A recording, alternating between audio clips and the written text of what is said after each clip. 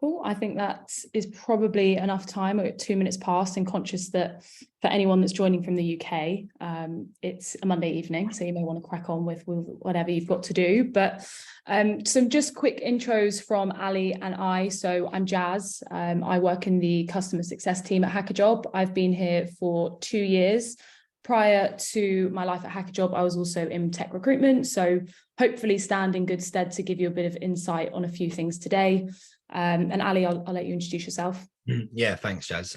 So I've been at hackajob for I think about 1.5 years now. I'm the lead talent acquisition manager focusing on the US market. And like Jazz, I've got a background in recruitment.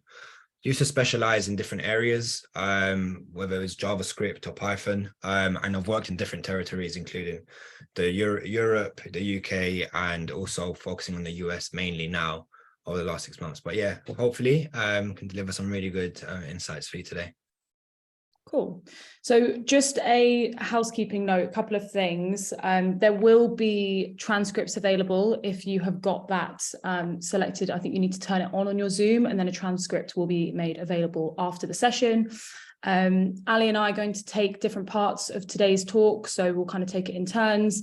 If you've got any questions, there is a Q&A button at the bottom of your screen, so please pop things in there, and we will make sure we've got some time at the end to go through those. Just a bit of a rundown. I'm sure you're all aware, but this is, a week-long session that we're doing. So today we're going to be focusing on the overall idea of building a product and everything that's involved in that. Tomorrow you have got a deep dive into backend development. Wednesday is front-end development. Thursday is DevOps, and Friday you've got data science and data engineering. For anyone that makes all 6 days, including next Monday, there is a prize, which sounds quite nice, to be honest, but we run client wine tasting sessions, and for anybody that attends all 6 sessions, you will be invited to our next one. So yeah, hopefully you find this interesting, and as I said, please get all questions into the Q&A panel at the bottom. So the agenda for today, we're just going to go quite high level. As you've just seen, the agenda across the next couple of days, we'll go into a little bit more detail on each of the stages of the product lifecycle. But Ali and I are just going to cover a little bit high level, and then just an intro into key roles, potentially the key things that those positions would be looking after.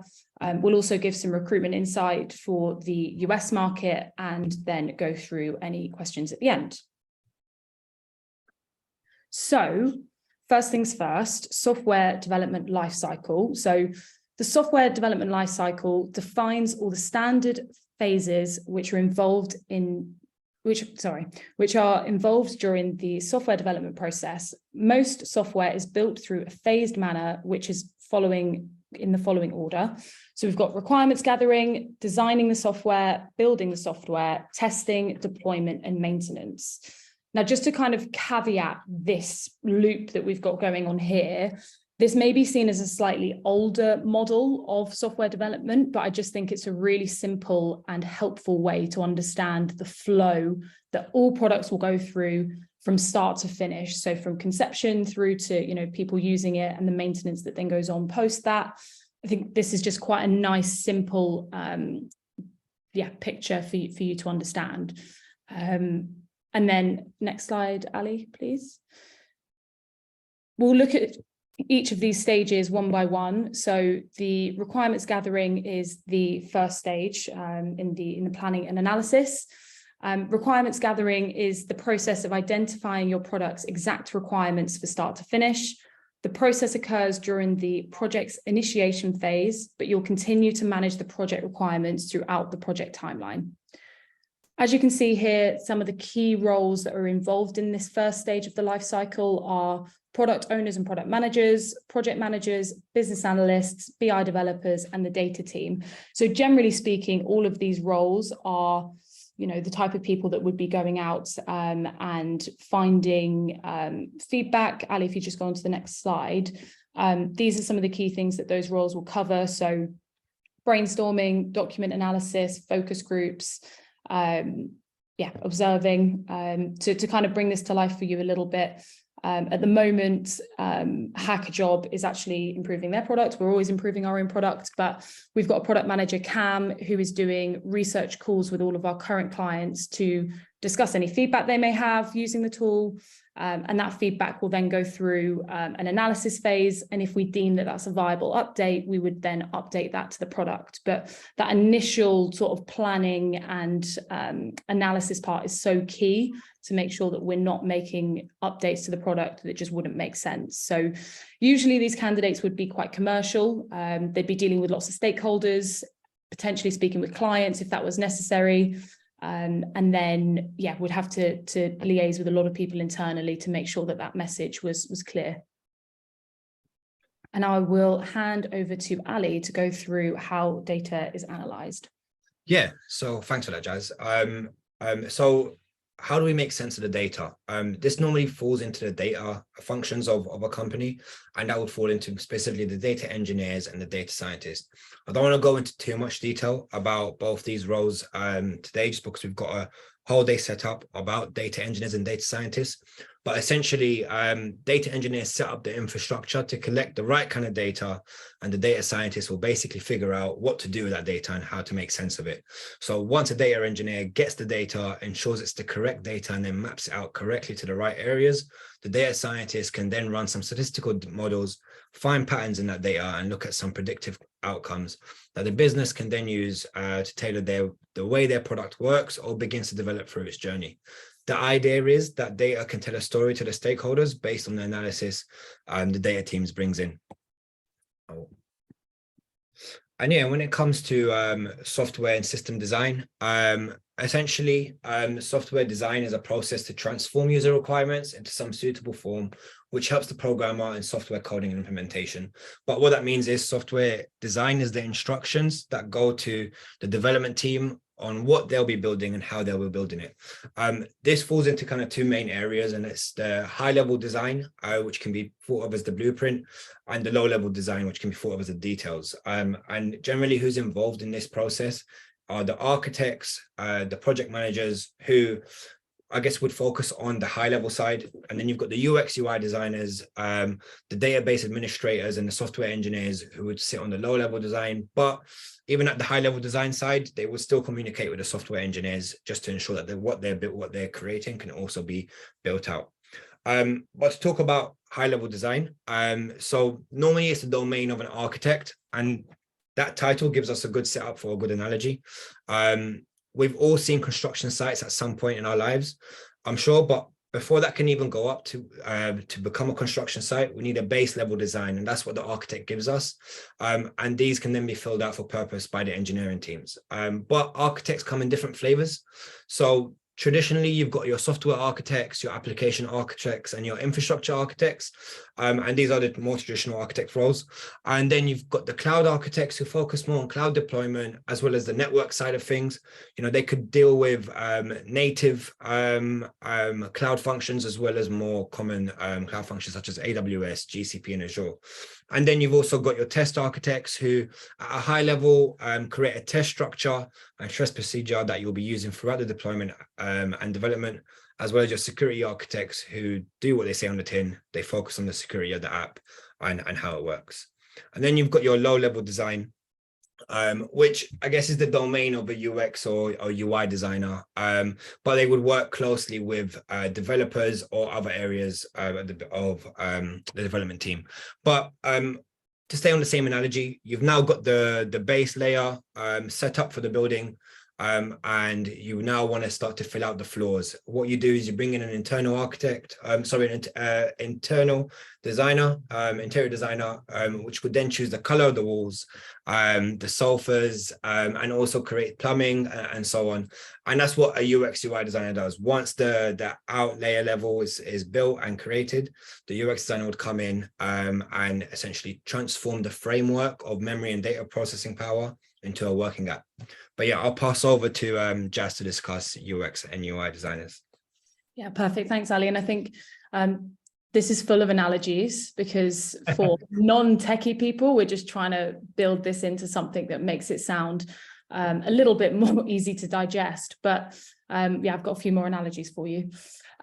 So UX and UI design. So UX design refers to the term user experience, while UI stands for user interface. Both elements are crucial to a product and work very closely together. Despite their professional relationship, these roles are quite different. So the key difference between UX and UI, UI refers to the visual elements that you interact with when you're on a website or an app. So if you think of the screens, the toggles, the icons, any buttons, anything like that, whereas UX is the experience the customer goes through when using the product's interface. Now, when I first started thinking about this, I thought they sounded really similar, so I needed to go a level further and think of some more examples and analogies. But as an example, if you were on an e-commerce site and you were buying something and you thought the process was really long and complicated and just complex, that would be a bad UX because it's taken the buyer a long time to achieve what they wanted to on that website.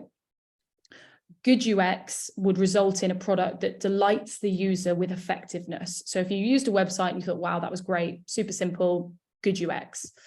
Good UI produces a product that delights the user aesthetically. So as Ali was talking about, the colors of the walls and the colors of the sofas, not quite that, but how does that make you feel in terms of the visual design, the colors you see, and the way that even the text is on the page. So yeah, that is the key difference between UX and UI.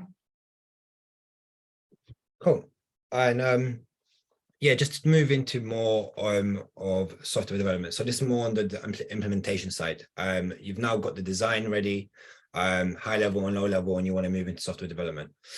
So software development is the process of conceiving, specifying, designing, programming, documenting, testing, and bug fixing involved in creating and maintaining applications, frameworks, or other software components.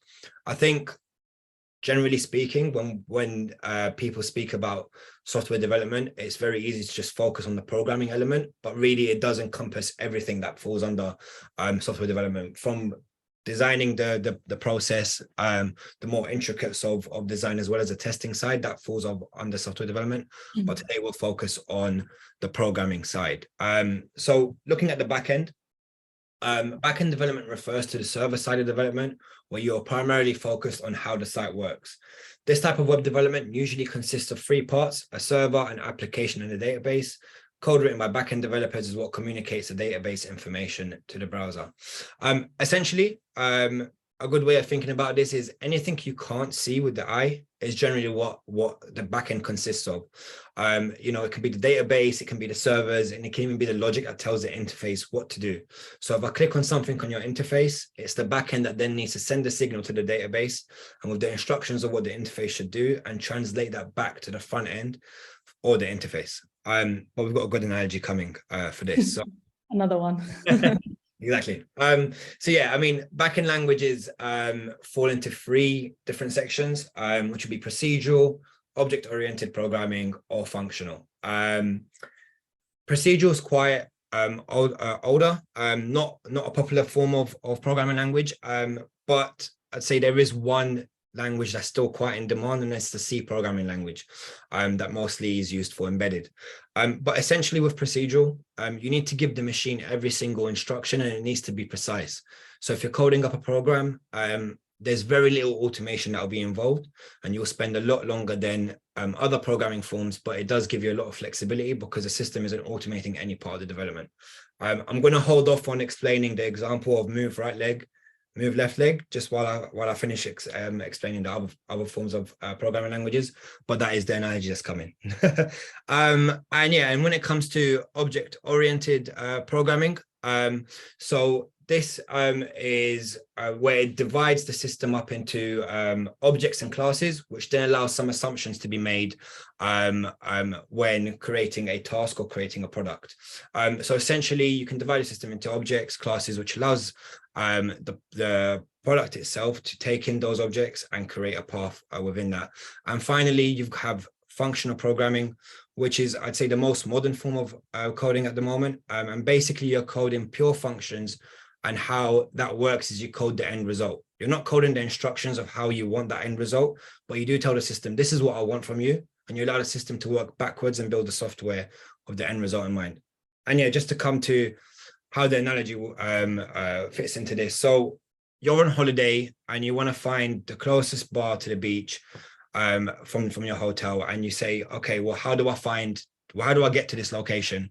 If you were to use procedural, it would literally tell you from outside your hotel, move your right leg, move your left leg, turn 90 degrees, turn right, move right leg, move left leg. And essentially that can be a very long instruction process, but it does give you a lot of flexibility to take shortcuts that maybe isn't automated to some specific things that are already in your route. Moving on to object-oriented programming, what it would do is using the objects, you can see and use them as points of reference to automate some of those instructions. For example, walk towards the church, then take a right and take your third left, keep going and so on, and then you'll reach the bar near the beach. And then with functional, very simple, essentially you're just telling it to drop a pin at the location you want to get to, and it would create a path for you. I think it's important to note that essentially, although functional programming is the most modern form of programming, it's not as widely adopted yet, although we're seeing the demand that is becoming higher. So right now, the demand outweighs the supply.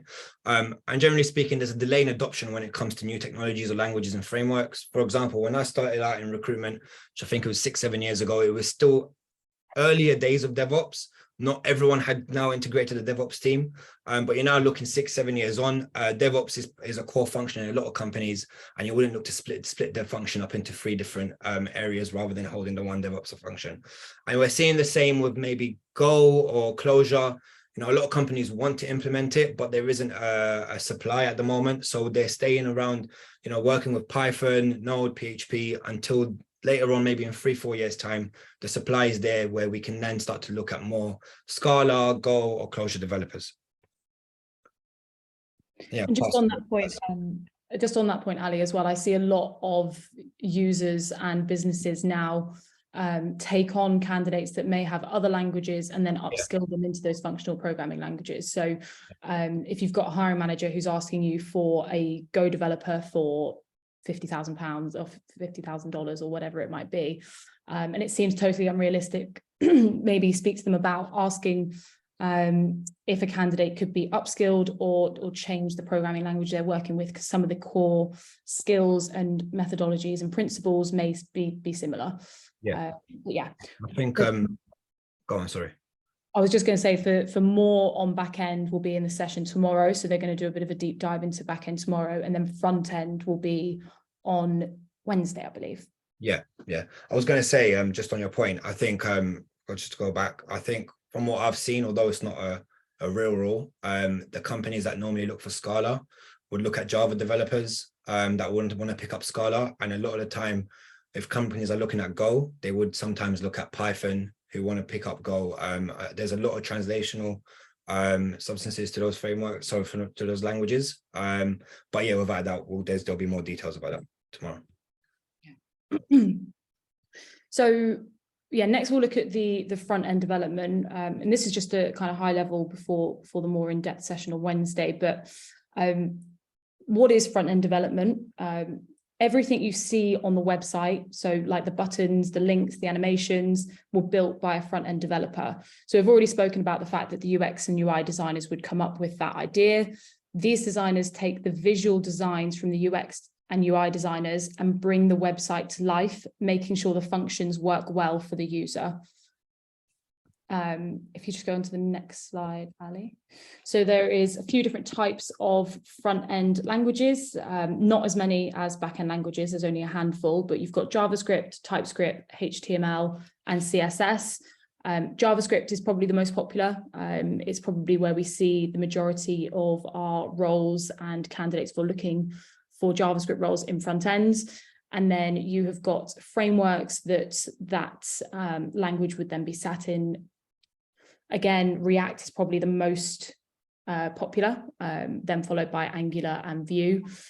So what is a framework? A software framework is made up of one or many components. These components generally include programs and code libraries. So an easy way to think about that is if a candidate had JavaScript experience, but then they wanted to use React framework or library, it may save them time and mean that they can do more with less code, because there would already be some components that were in that library that they could kind of call upon. Again, it's another analogy for everybody on a Monday morning, Monday evening, but we've got the front end versus back end analogy. So I won't read through all of this as you can see, but I think the analogy there is a slightly complicated one, but it works for some people. So if you're walking down the street, you see the picture which reminds you of a happy memory, and that triggers your brain to then receive a signal from your eyes and retrieves the information from your memory, being the database. The logic in your brain says that this is a happy memory, which then provides the response back to the front end, being your face, and you would smile. I've Googled to try and find more simple analogies, but I don't want to overkill on the analogies. I didn't think Ali and I quite realized how many we had in here, but if anyone wants some more, please let us know in the Q&A and we can give you as many as you'd like. Yes, please. And then the final piece on front end and back end, you also have full stack developers. So pretty simple, but these candidates would cover both aspects and work across both the front end and back end.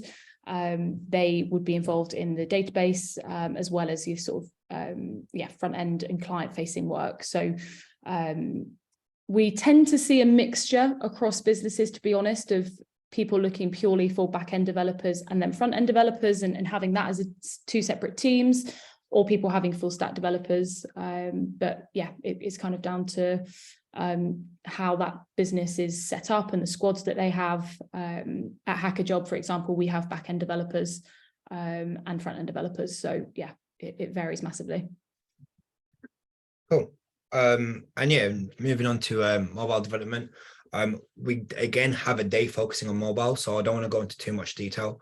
But just to read it, mobile application development is a set of processes and procedures involved in writing software for small wireless computing devices such as smartphones or tablets.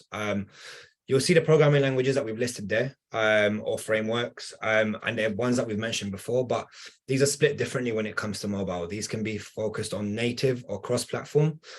Essentially, a native app would be specific for Android or iOS, and would not function on, or the code at least wouldn't function on the other platform. So with iOS, you normally have Swift as the main programming language. And then with Android, generally speaking, we're seeing Java or Kotlin. But I know Kotlin now is a cross-platform framework / language, but we're not really seeing that adopted as much. So it is still focused as an Android language. Then you've got cross-platform coding language framework, which is React Native, and that can be used to deploy in both iOS and Android using the same code base. But really, it depends on the structure of what you're looking to build and the features you're looking to use, depending on if you want a native or if you want a cross-platform app. But I will save a lot of it for the mobile day. And yeah, moving to stage 5. So you've now built the app or website. After all the planning, architecting, deploying, you've now built the product and now you want to test it. And we'll move on to QA. So software quality assurance, or QA, is a process in which assures that all software engineering processes, methods, activities, and work items are monitored and comply against a defined standard. Generally speaking, QA isn't purely just testing. It's also to ensure quality is there. It is the initial process we set out to create functional. Does the purpose or the problem we wanted to fix by creating this product, is it fixed, and does the product do this? That's what QA can also be looking at. But a big part of this is testing, and what falls into that is manual testers, automation testers, and software developments and tests. Although that's a blanket statement, because you do have front-end developers, back-end developers, mobile developers who also focus on testing while they code, such as unit testing, or making sure their code works. That's a form of testing which I guess falls outside the remit of the QA team, but would still be working closely with the testing side. But manual testers, I'd say, more closer to what was happening in recent is their roles being adopted more and more by automation testers. And the idea behind it is a manual tester can go manually, it's in the name, can go manually, go and test the product, ensure it's working, find the bugs manually, but that could take a lot longer than if an automation tester was to write a script and have 10 pages tested at once. But part of an automation tester's role now is to now go and find different pages, different functions to then test, which is why I say a lot of manual testers' roles are being integrated to automation testers, but it's not to say that the role is dead. There are still a lot of manual testers that are needed, and they do have their specific space, because an automation or a script can't test everything. And then a software development and test is actually slightly different to a manual automation tester, in that a software development and test is actually a programmer who can test as well. And all that means is that they don't script, but they actually create frameworks and testing procedures outside of the scripting process. But it's good to know what scripting is. So someone who's a QA, a manual automation tester, can script in a programming language. You might see Python or Ruby in their CV, but they can't program in that language. And all it means is scripting is automating, whereas programming is much more complex. You can think of scripting being a very light level form of coding, where they can then create a script to test the pages, whereas programming will be a lot more complex. Well, an SDET can come in, build a testing framework, fix the bugs themselves, and so on. And then when it comes to stage 6, we're looking at maintenance or rinse and repeat, right? So system admins are generally there to find out, to understand the system, monitor the system, and can feed back to teams. You still see a lot of system admins, but these days you might see a system admin's responsibilities integrated to a DevOps team. There are still a lot of system admins out there. Maybe a function doesn't need a full DevOps team, so they would just have a system admin within the organization. But then you've also got support developers who's primarily focused on fixing minor issues and responding to tickets, maybe some bugs the users find. They would focus specifically on just ensuring that the product is still functional, even when the bugs pop up. And then finally, you have iteration, which is to say software is never complete. Once you reach a certain point and you're happy with the product, the cycle starts again. You start planning, you go back to stage 1, looking at what new features need to be added, start architecting it, and then go through stage 1, stage 2, stage 3, and come to the end. And this is essentially a continuing process of development or software development throughout the whole life cycle. And that's it. We'll pass back over to Jazz. Cool. So for the US market, we've got just some recruitment insights. So at the moment, we are just looking at engineering overall. So where is the talent based? As you can see there, heavily based in San Fran and New York, but some other, larger areas also covered.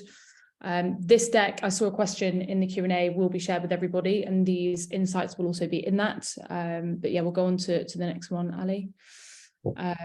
Locations with good supply compared to roles. So what we mean by that is, where are there lots of candidates looking for roles, but also roles that they could go into? Something we see a lot of the time is that a business may move some operations to a new location and don't take into consideration that there isn't a massive talent pool in that area already. So they may struggle to then fill all of the roles because the supply is just not that great there. But yeah, top locations are Washington, Boston, and LA again. Most actively hiring businesses. Probably no surprises there. All businesses we've heard of. But yeah, they're who your top competitors are, I'm guessing. When you are reaching out to candidates, they're going to be, hot on trying to engage with the top talent. And I think there's one more slide, isn't there, Ali? Yeah. Cool. So engineering focused market in the US. There's some big numbers, but there's 3.2 million candidates within engineering roles in the US. There are currently 200,000. How am I going to say that? How that number? 222 222.6. Yeah, that'll do. Live vacancies in the US aligned to this market. And actively looking in the US at the moment, there is only 19,400 candidates. So for every 11 jobs, there's one candidate, just proving, how competitive the market is, but also how important it is to kind of know what you're talking about when you're engaging with these candidates. And yeah, I think the key thing with tech recruitment is knowing that you're not always going to be the expert, and being quite honest with candidates and just sort of saying, if what we're looking for matches what you want to do, then we can set up a call with the hiring manager, where they'll be able to sell the opportunity at a much more technical level than you would be. I think I definitely was caught out trying to be too technical when I did my full-on recruitment days. And yeah, I think it is just best to be honest in that situation. Sweet. I Cool. think that's all of our slides. Yeah. Yeah, I think there's some questions coming in, which is great. Maybe if you stop sharing your screen, Ali, that would make it a bit easier. So the first question is, what is the most complicated position to fill right now? Do you want to take that one, or shall I go? Yeah, so you're seeing it more probably on the customer side. I know, actually, you go and then I'll add my bit. Okay, so I think probably where Ali touched on functional programming languages, and sort of modern software engineering roles are very hard to fill. So any position can be complicated, but I think for now, for what I'm seeing in the market, is probably functional programming languages. So the Go roles, Scala, anything that's kind of like a modern technology. Also, a huge impact is obviously coming down to hybrid and remote working policies and things like that. So that's having a huge play on the market and what candidates are doing. But yeah, I would say that. Yeah, just to add to that, I was going to say, I think especially with tech wise, the US being such a big place, there isn't a limited amount of candidates that we're speaking to that are hard to reach. I think the blockers come around salaries and location of work. Some roles require you to be on site a lot more than other roles, and sometimes I would just allow you to miss out on some candidates, even if they are in your area. That's a big factor for a lot of candidates these days, but it really depends on the kind of business setup you have and if that's an essential. Cool. Perfect. So the next one is, what are the 3 best practices for an effective recruitment process? I can take that one, I think. So when I look at accounts that are super successful on hackajob, I think the key things is consistency. So they're always engaging with candidates upfront about their recruitment process, and keeping that recruitment process then really short. I'm not doing this in 3 practices. I've completely forgotten about the 3 practices. I'm just rambling. But the best thing about recruitment process is just keeping it really lean. So speaking to your hiring managers, working out what do they actually need to identify in that candidate skill set to get them hired. Also making sure that the candidate is aware of that recruitment process from the get-go, so there isn't any horrible surprises. It's not, oh, we just need you to do one more call at the end of the process. We see candidates disengage a lot when it's just, or we just need you to meet this one person. It's a handshake. It's just a little formality. But being open and honest upfront around the recruitment process, I think, is really powerful. And then, what are the best 3 practices? I'm kind of struggling, actually. I'm just thinking of top tips, but yeah, no. But to be fair, it's hard to pinpoint best practices. But I do think it's going to come down to a lot of communication. And keeping someone transparently updated with what the process is. It's hard to re-engage a candidate if you haven't been transparent with them. And it's not about your immediate hire, it's about the hires that might happen 2 years down the line. Once a candidate has a bad experience with you, it could be a permanent bad experience that they never want to be involved in again. So I definitely think just always be transparent, communicate properly, and just be honest and focus on, even if it's bad feedback, give the feedback, because it's going to at least allow the candidates to become better and keep you in mind in the future. Yeah, for sure. So another question we've got is, what skills are needed for tech recruitment? So I think we'll put communication at the top of that, Yeah. because candidates are king, as you've just seen in that market insights. If you're not treating your candidates with respect and getting back to them, then you're really going to struggle to fill your roles. I think the other thing is just as I kind of mentioned, to remember that you don't need to be the expert in tech to engage and speak with tech candidates. Knowing a little bit about the specific projects you have is really helpful, and going through this week of training, hopefully you'll pick up a few questions that you can ask your hiring managers just to help understand exactly what they're looking for, and then give you some technical jargon to speak to those candidates. But yeah, I think the key things really are just the communication, and then the transparency that Ali also mentioned. Yeah, I think just to add to that, it's so hard to have the same knowledge a developer has when it comes to tech, because that's what they do for their career. But having that base layer of information just to ask questions and engage with them does definitely set you apart in the recruitment world. There's so many recruiters out there. And just knowing a little bit. I mean, I love working data science roles just because I find it so interesting.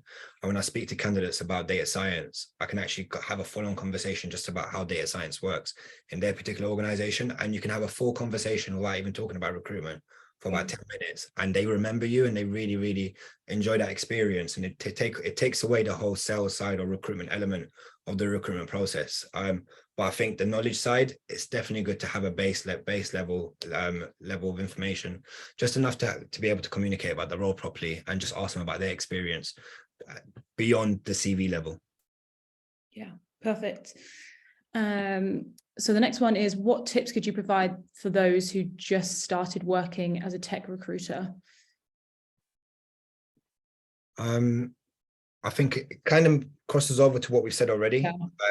I think depending again where you're going to start working, I think it's easy if you would start off in agency to neglect the human part of recruitment. I think in some agencies it's almost trained to make it a numbers game and not get to know your candidates, but it's your reputation which really helps you within the market, I think. And especially with me, it's the past relationships that I've had that help with re-engaging candidates, if not finding referrals. But again, communication, transparency, and having that technology for me would be the best tips. I'm not sure if you've got anything to add to that, Jazz. Yeah, I think the only other thing that I'd mention is when you are going into briefing calls with hiring managers, if you're working with a technical person, you know, they're not going to have all day to spend talking about the recruitment process, but working with people in your team to identify what are the questions that you have to have the answer to, what are your must-haves for that role, and getting a really clear, defined brief. So then when you go away, luckily with tech CVs, you can do a bit of searching, and, you know, because there's particular languages or frameworks or cloud technologies, they are going to pop up with those skill sets if they've got the right things. So just really understanding and not being afraid to like ask more questions around what that technology means, and then coming to our sessions, right? Then you should answer everything. So the next question is from Vanessa, and it is, are there any specific elements of tech recruitment that significantly differ or are more complex than any other types of non-tech recruitment? That's a good question.